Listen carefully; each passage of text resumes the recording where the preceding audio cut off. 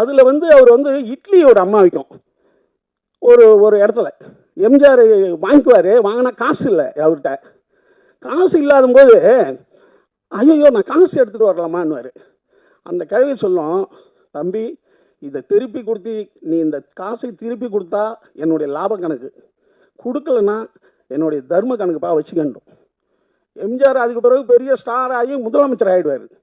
திரும்பி யானை கவுனியில் அவர் முதலமைச்சராகி வரும்போது காரில் சொல்லிட்டு வருவார், இங்கே ஒரு பார்க் இருந்ததுயா, நான் இப்போ வாக்கிங் போகும்போது ஒரு கிழவிக்கிட்ட ஒரு 10 இட்லி வாங்கிட்டேன், ஆனால் என்னால் காசே தர முடியல.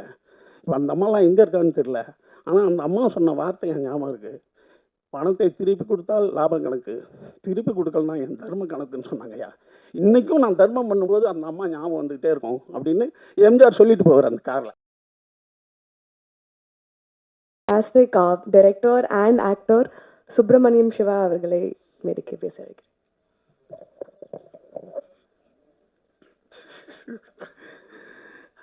அன்பான அனைவருக்கும் வணக்கம். காலத்தினால் செய்த நன்றி சிறிதெனினும் ஞானத்தின் மான பெரிது. இது திருக்குறள். திருக்குறளில் வந்து செய் நன்றி அறிதல்னு ஒரு அதிகாரம் திருவள்ளுவர் பண்ணியிருக்கார். செய் நன்றி அறிதல். இந்த நன்றி சொல்கிற விஷயம் வந்து நான் நிறையா இடத்துல சொல்லியிருக்கேன். நான் யாருக்கு நன்றி உணர்வு அதிகமாக இருக்கோ அவன் எல்லா துறையிலையும் சிறந்தவனாக இருப்பான், அவன் மிகச்சிறந்த ஒரு பண்பாளனாக இருப்பான். நன்றி உணர்வு தான் நம்மகிட்ட இருக்கிற எல்லா பண்புகளுக்கும் தாயானது.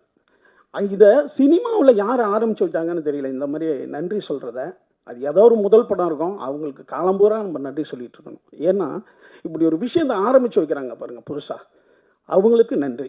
ஏன்னா இந்த மாதிரியான ஒரு சிறந்த ஒரு படத்தை நீங்கள் எழுதி, ஏன்னா உங்களுக்கு உங்கள் ஷோ போடும்போதே நெல்சனை சுற்றிக்கிட்டீங்க, எல்லாம் சுற்றி ரொம்ப நல்லா இருக்குன்னு சொன்னீங்க. அதோடு இல்லாமல் அதை வந்து எழுதுனீங்க, அதை நிறையா இன்ட்ரெஸ்டில் சொன்னீங்க. அதனால தான் இந்த டிஎன்ஏ அவ்வளோ பெரிய வெற்றி அடைஞ்சிருக்கு. இந்த படம் என்ன செஞ்சுருக்கு அப்படின்னா, ஒரு விஷயம், இப்போ முயற்சி திருவினை ஆக்கும் அப்படின்னு திருவள்ளுவர் ஒரு கொட்டேஷன் கொடுத்துருப்பார். நான் வீழ்வேன் என்று நினைத்தாயோ அப்படின்னு பாரதியார் சொல்லியிருப்பார். தீதும் நன்றும் பிறர் தரவாரா அப்படின்ட்டு கணியன் பூங்குன்றன்னு சொல்லியிருப்பார். இப்படி ஒவ்வொரு விஷயங்கள் ஒரு கொட்டேஷனை தந்திருப்போம். இதில் பாருங்கள், பாக்யராஜ் சார் வந்து அவருடைய முந்தான முடிச்சல முருங்கைக்கான்னு ஒரு ஐட்டத்தை இறக்கிட்டு போயிட்டார். இப்போ முருங்கைக்காய் எடுத்துக்கிட்டு போவாங்க, கூச்சப்படுவாங்க. அப்போ ஒரு வீட்டுக்கு வாங்கிட்டு போகிற குடும்ப தலைவன். அதுக்கு பிறகு மணிவண்ணன் சார் அல்வான்னு ஒரு மேட்டரை இறக்கி விட்டார். நம்ம வந்து ஒரு திருநெல்வேலியிலேருந்து வரும்போது ஒரு அல்வாவை அன்பாக வாங்கி கொடுத்தா கூட என்னப்பா அல்வா கொடுக்குறியான்ற அளவுக்கு மாற்றி விட்டார். நான் திருடியில் கட்ட விரலுக்கு அடுத்த விரலுக்கு கொஞ்சம் நீட்டாக இருந்ததுன்னா அப்படின்னு சொல்லிட்டு ஒன்று சொன்னேன். அதே போல் இந்த படம் ஹாஸ்பிட்டலில் பிறக்கிற குழந்தைங்க உண்மையாலுமே நம்ம குழந்தை தான் வருதா அப்படின்ற, எனக்கு கிட்டத்தட்ட ஒரு 5 ஃபோன் பண்ணாங்க, 5 பேர் ஃபோன் பண்ணாங்க. என்னங்க பயம்படுத்தி விட்டுட்டார் இந்த டைரக்டரு. வந்து இப்போ வந்து நம்ம ஹாஸ்பிட்டலில் பிறந்து நம்ம கைக்கு வர்ற குழந்தை நம்ம குழந்தைன்னா ஒரு 11 வயசு 12 வயசில் முகஜாடையை வச்சு தான் கண்டுபிடிக்கணுமா, இல்லைன்னா டிஎன்ஏ டெஸ்ட் எடுத்துடணுமா நம்ம அப்படின்னாரு. ஸோ ஒரு படம் சமுதாயத்தில் அந்த ஒரு ஒரு ஒரு உஷார் தன்மை ஏற்படுத்தணும் அப்படிங்கிறது முக்கியம் ஒரு படைப்பு. அது இந்த படத்தில் அருமையாக அது ஒர்க் அவுட் ஆகிருக்கு. அதுதான் ஒரு படம் வந்து சமூகத்திற்கு ஏதோ ஒரு விழிப்புணர்வை ஏற்படுத்தணும். அது டிஎன்ஏவில் அருமையாக இருக்குது. அதுக்கு வந்து இப்போ அதிஷா சொன்ன மாதிரி அவர் சொன்னார் பாருங்க, புனைவில் உண்மைத்தன்மை எவ்வளோ ஜாஸ்தியாக இருக்கோ அது வந்து சிறந்த திரைக்கதைன்னு ஒரு அருமையான விஷயத்தை ஒரு விளக்கம் கொடுத்தார். ரொம்ப அற்புதமான விஷயம் அது. அதே போல் பத்திரிகையாளர்களை நிறைய பயன்படுத்தணும், நம்ம எழுத்தாளர்களை அதிகம் பயன்படுத்தணும் அப்படின்ற ஒரு விஷயத்தை அருமையான விஷயத்தை இங்கே பதிவு பண்ணியிருக்காரு. இதெல்லாம் நீங்கள் எழுதணும், அப்போ தான் நிறைய இயக்குநர்கள் நிறைய ரைட்டர்ஸை கொண்டு வருவாங்க. அண்ணன் போஸ் வெங்கட் சொன்ன மாதிரி மலையாளத்தில் வந்து ரைட்டர்ஸுக்கு அவ்வளோ பெரிய ஒரு மரியாதை இருக்கும். அங்கே வந்து ரைட்டர்ஸ் தான் ஃபஸ்ட்டு. நம்ம இன்னும் சொல்லப்போனால் ஆங்கில படங்களே வந்து மிகச்சிறந்த நாவலை தான் படமாக எடுக்க ஆரம்பிப்பாங்க. நம்ம நினைக்கிறோம்ல கதையை வெளியே போயிடுச்சோன்னா அந்த கதை வந்து ஈஸியாகிடும்ட்டு, அதெல்லாம் கிடையாது. மிகச்சிறந்த நாவல்களை தான் நம்ம வந்து படமாக எடுத்து மிகப்பெரிய ஹிட்டு கொடுத்துருக்காங்க பல படங்கள். ஸோ ரைட்டர்களையும் அதே போல் எழுத்தாளர்களையும் நிறையா பயன்படுத்தணுங்கிறது இந்த நன்றி அறிவித்தல் கூட்டத்தில் ஒரு முக்கியமான ஒரு விஷயம். அடுத்தது நன்றியில் வந்துங்க, இப்போ எனக்கு ஒரு சின்ன ஒரு கதாபாத்திரம் இதில் கொடுத்துருக்காங்க. ஆனால் நான் என் வாழ்நாள் பூரா சொல்கிறவங்கலாம் என்ன சொல்கிறாங்க, ஏங்க அருமையான ஒரு விஷயத்தை உங்களுக்கு பண்ணிட்டாங்க இந்த படத்தில் அப்படின்னு சொல்கிறாங்க இல்லையா. இது என் உள்ள மனசில் எப்போதும் இந்த டீமுக்கு இயக்குனருக்கு மட்டும் கிடையாதுங்க, ஒரு ஹீரோ அவர் என்ன சொல்லியிருப்பாங்க, ஏங்க அவருன்னு கூட அவர் சொல்லியிருக்கலாம். அடுத்தது இந்த ப்ரொடியூசர் அல்லது ரைட்டர் யார் வேணாலும் ஏங்க அவரை போடலாமே அப்படின்னு சொல்லியிருக்கலாம். அதுக்கு என்னை ஒத்துக்கிட்டதுக்கு இவங்க அத்தனை பேருக்கும் என்னுடைய நன்றியை தெரிவிச்சுக்கிறேன். அடுத்தது நம்ம தம்பி கேமராமேன் பார்த்தி அதாவது ஒரு மனிதன் இப்படி இருக்கிறவன் இவ்வளோ திறமையோடு இருப்பான்னு நீங்கள் பார்வையால் நீங்கள் கடிக்கக்கூடாது. நம்ம சொல்லுவோம்ல, டேய் கண்ணை பார்த்து பேசுகிறோம் உண்மையை பேசுவான்டா அப்படின்றது, கண்ணை பார்த்து உண்மை பேசுகிறவங்களாம் உண்மையை பேசுவானா, அது ஏதோ பொது புத்தியில் இருக்குது. அதாவது முழு பனியன் போட்டவன் நல்லவன்டா அப்படின்றதும், வெள்ளையாக இருக்கிறவன் சிறப்பாக இருப்பான்றதும், இதெல்லாம் பொது புத்தியில் இருக்கிறது தானே ஒழிய ஆளை பார்த்து எடை போடக்கூடாதுன்றதுக்கு தம்பி பார்த்திபனை வச்சு முடிவு பண்ணுறேன். அடுத்தது எடிட்டர் தம்பி, அவர் நேஷனல் அவார்டு வாங்கணுன்றதே எங்களுக்கு தெரியல. பாருங்கள், ஒரு நேஷனல் அவார்டு வாங்கிட்டு எப்போதும் போல் எளிமையாக இருக்கிறதுங்கிறது ரொம்ப அருமையாக இருக்குது. அடுத்தது நான் ஆடியோ லிஸ்ட்டில் இந்த ஹீரோயினை பற்றி சொல்லலை, நிமிஷா பற்றி. அந்த படத்தில் பார்த்தா அவங்க ஐயோ, அதாவது நாங்கள்லாம் ஜோதிகா பார்த்து மிரண்டிருக்கோம்.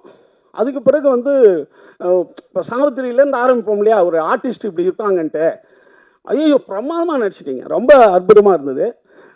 நிச்சயமாக தமிழ் சினிமாவில் ஒரு ஆர்டிஸ்ட், அதாவது பர்ஃபார்மர் கதைன்னு ஒன்று இருந்ததுன்னா, ஹீரோயின் கதை இருந்ததுன்னா இவங்க நிமிஷாவை தான் நிச்சயமாக இனிமேல் கூப்பிடுவாங்க. அந்த மாதிரி ஒரு அற்புதமான கேரக்டர் பண்ணியிருக்காங்க. அடுத்தது தம்பி அதர்வா என்னன்னு கேட்டிங்கன்னா, நான் சொல்லிகிட்டே இருப்பேன், நான் எப்போதும் பிடித்த வேலைகளை செய்கிறவன் சிறப்பானவன்ட்டு இப்போ அண்ணன் போஸ்வங்கிட்ட சொன்னார். என்னன்னு கேட்டிங்கன்னா, நான் மீண்டும் மீண்டும் சொல்கிறேன், இப்போ சொல்கிறோம்ல, என்ன நம்ம கெட்டு போயிட்டோங்க, நல்லா இருக்கிறோம். எம்ஜிஆர்லாம் தற்கொலைக்கு பண்ணி போனவர். எம்ஜிஆர் கேரளாவில் ரயில்வே, அதாவது எங்கள் அண்ணன் சக்கரபாணி மட்டும் ஒரு நிமிஷம் லேட்டாக வந்திருந்தால் நான் ட்ரெயினில் விழுந்திருப்பான்றார் எம்ஜிஆர், நானியன் பிறந்தேன் அவருடைய வரலாற்று தொடரில்.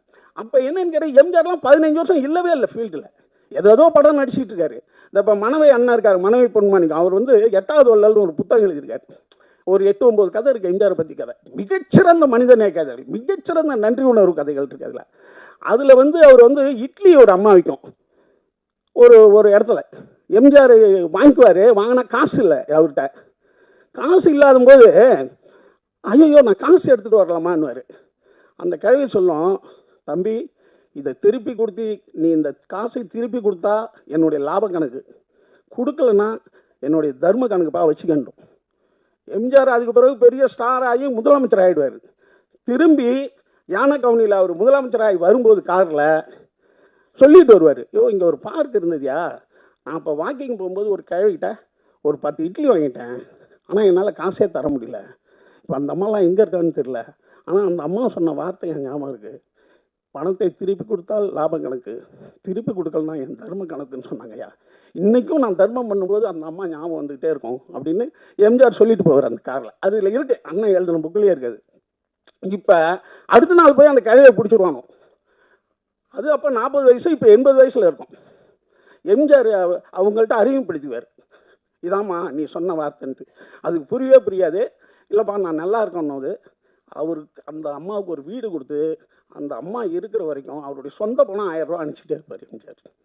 இப்படி ஒரு நன்றியை, ஒரு உதவி செஞ்சிட்டோம்னா நம்ம வாழ்நாள் பூரா உள்ளே நின்றுட்டு இருக்குங்களா, அந்த மாதிரி உதவியை நம்ம செஞ்சுக்கிட்டே இருக்கணும். இந்த படத்தில் தம்பி கோ ரைட்டர் சொன்ன மாதிரி யாரோ ஒருத்தவங்க உதவி பண்ணிக்கிட்டே இருக்காங்க. அந்த உதவி செய்யும் தான் நம்ம வாழ்க்கையை மேன்மைப்படுத்தும், உண்டாக்கும். கடைசியாக ஒன்று சொல்லிட்டு முடிச்சிடுறேன். ராமாயணத்தில் ராமனுக்கு நிறையா பேர் உதவி பண்ணிக்கிட்டே இருப்பாங்க. ராமனுக்கு படுற கஷ்டம் இருக்க, அவன் ரொம்ப நல்லவன், அவன் காட்டுக்கு போய்டுவான், காட்டுக்கு அப்படின்னா பொண்டாடி தூக்கிட்டு போயிடுவான், அதுக்கு பிறகு அவன் போராட்டம். இப்போ நிறையா பேர் உதவி பண்ணி சீதையை மீட்டு வந்துடுவார். இப்போ பட்டாபிஷேகம் நடக்கும். பட்டாபிஷேகம் நடக்கும்போது உதவி பண்ண அத்தனை பேருக்கும் ஒரு பரிசு தருவார் ராமர், கொடுத்துக்கிட்டே வருவார். கடைசியாக ஹனுமான் வருவான். ஹனுமான் வரும்போது ஹனுமானுக்கு என்ன தர போகிறாருன்னு எல்லாம் எதிர்பார்ப்பாங்க. ஏஞ்சி கட்டி பிடிப்பான். ஏன்னா அனுமன் செய்த உதவிக்கு திரும்பி ஒரு பொருளை என்னால் தரவே முடியாதுன்னு கட்டி பிடிச்சி நீ ஏங்குள்ளே இருப்ப அப்படின்வார். அப்படி ஒரு உதவியினுடைய மேன்மையை நம்ம அழகாக சொல்கிற இடம் அது. ராமாயணம் உண்மையாக என்னன்னு தெரியாது, அந்த இடம் வந்து அருமையான இடமா எனக்கு பிடிக்கும். அப்போ உதவியை செய்யும்போது ஒரு மனிதன் அவனுக்குள்ளே நம்ம போயிடுறோம் அப்படின்ற ஒரு அருமையான கருத்தை இந்த படம் சொல்கிறது மட்டும் இல்லாமல் வாழ்க்கையில் உஷார் தன்மையோடு இருக்கணும் ஒவ்வொரு விஷயத்தையும் அப்படின்னு சொல்லுது. அதுவா வந்து இதில் மிகச்சிறந்த முறையில் நடிச்சிருக்காரு. அதுவும் அந்த தம்மு அடிச்சு விடுற இடம்லாம் உண்மையான அப்படிப்பட்ட ஆள் தானான்ற மாதிரி பயப்படுத்துகிற அளவுக்கு பண்ணாப்புல. ஏன்னா ரொமான்ஸாக இந்த வயசில் அவர் நல்லா பண்ணிடலாம். இந்த மாதிரி ஐட்டங்கள்லாம் இருக்குல்ல, அதை அப்படியே வாழ்ந்துட்டார்ப்பா அப்படின்னு சொல்கிற அளவுக்கு பண்ணாப்புல. ஏன்னா இந்த மாதிரி விஷயம்தான் டஃப்பான ஐட்டங்கள், அதையே சிறப்பாக பண்ணியிருக்காரு. அதர்வா இந்த படத்தின் மூலம் மிகப்பெரிய இடத்துக்கு நிச்சயம் வந்துட்டார். இனிமேல் அவருக்கான காலம் தமிழ் சினிமாவில் கொடி கட்டி பறக்கும். இந்த படத்தில் எனக்கு வாய்ப்பு கொடுத்த அனைவருக்கும் நன்றி. அண்ணன் ப்ரொடியூசருக்கு நன்றி. அப்புறம் தம்பி யாராவது விட்டுனா அம்மா விஜயம்மா இருக்காங்க, அவங்க கூட இதில் நடிக்கலை. நான் எல்லாத்தையும் சொல்லிட்டேன். அந்த பாப்பாவுக்கு தென்றலுக்கும் நன்றி. உங்கள் அனைவருக்கும் மீண்டும் நன்றி சொல்லி உட்கார்றேன்.